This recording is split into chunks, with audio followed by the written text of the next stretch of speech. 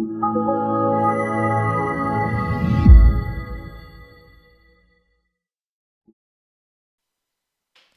so in this tutorial we're now going to add a legacy.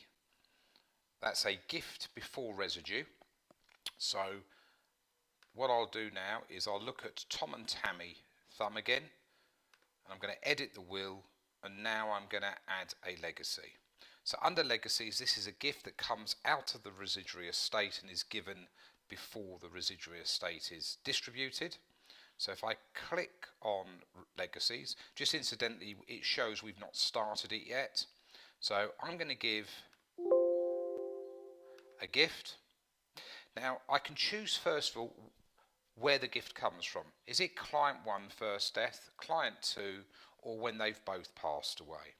So in this example I'll go client 1 first death, and we're going to make it a monetary gift, or we could make it a specific item.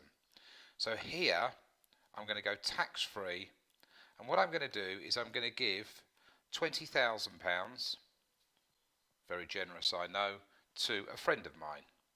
Now it says here if the gift is money, just enter the number without the symbols. So no pound signs, no commas, just straightforward numbers.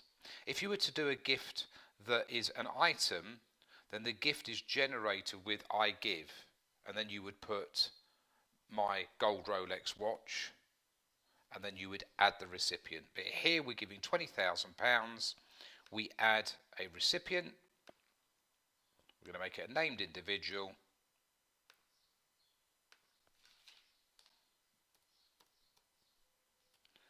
Bob Green.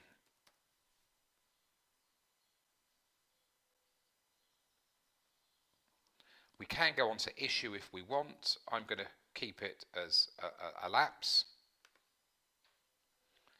and I OK that. Now I may want to add a memorandum of